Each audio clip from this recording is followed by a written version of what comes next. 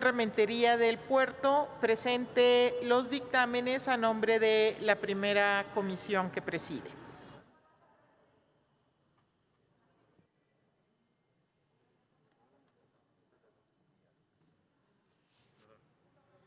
Muchísimas gracias, muy amable. Así está muy bien, muchas gracias. Así está muy bien, no se preocupe.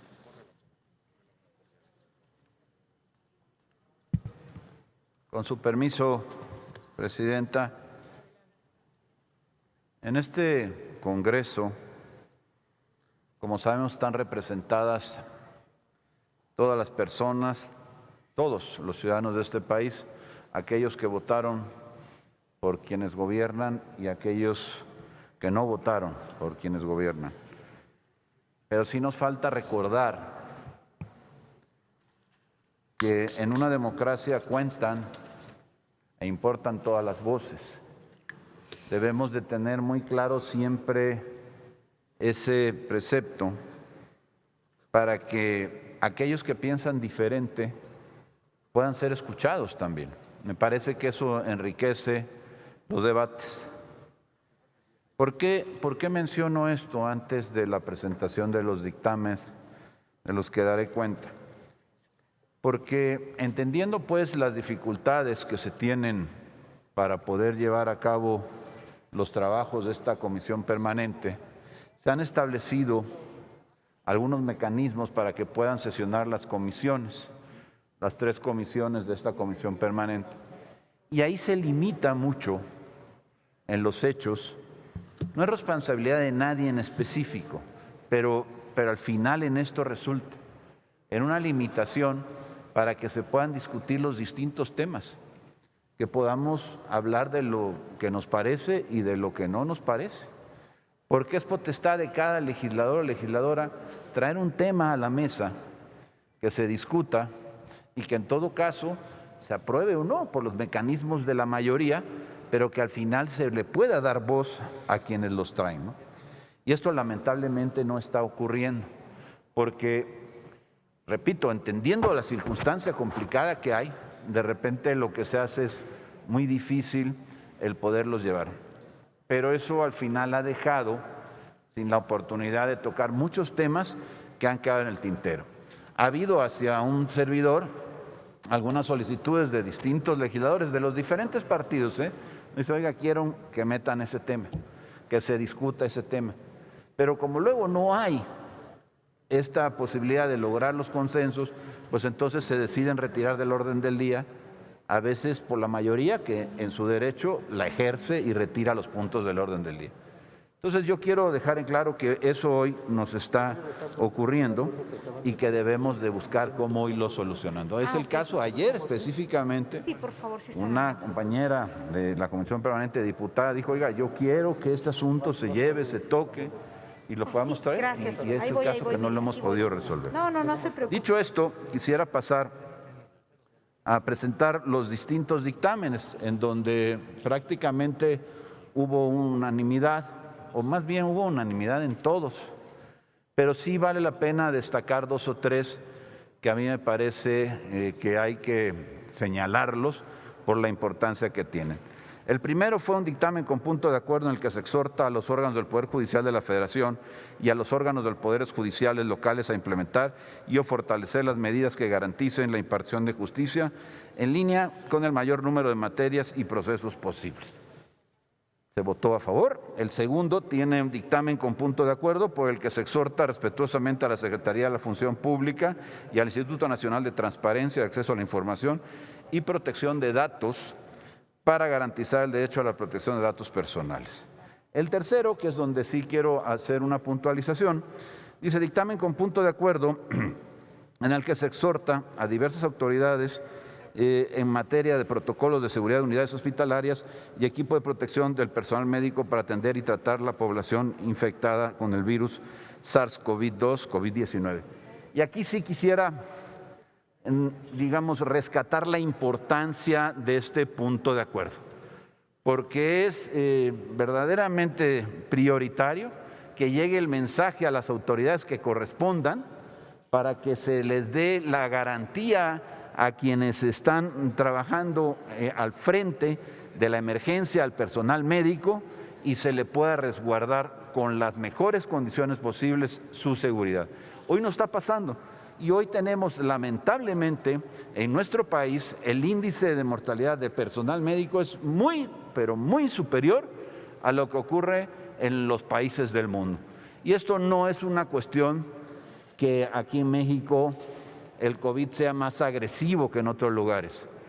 Lo que provoca esta condición de mortalidad del personal médico es la falta del equipo adecuado de protección para los médicos en nuestro país. Así que celebro que en esto hayamos podido tener coincidencia y que se pida que se pueda dar todo el equipamiento necesario para el personal médico que literalmente, como se dice ahora sí, se está jugando la vida.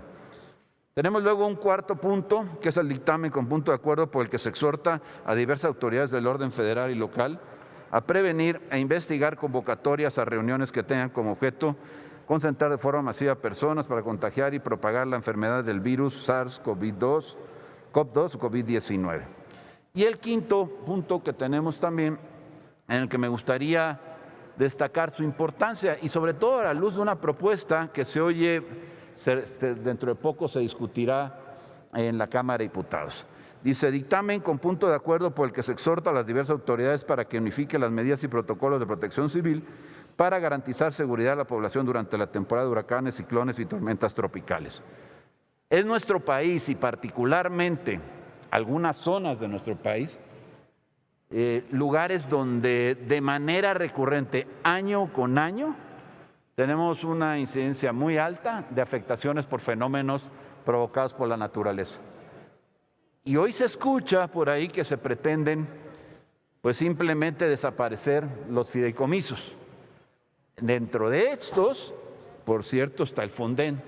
Yo espero, y respetuosamente digo, ojalá en este particular pueda haber una excepción.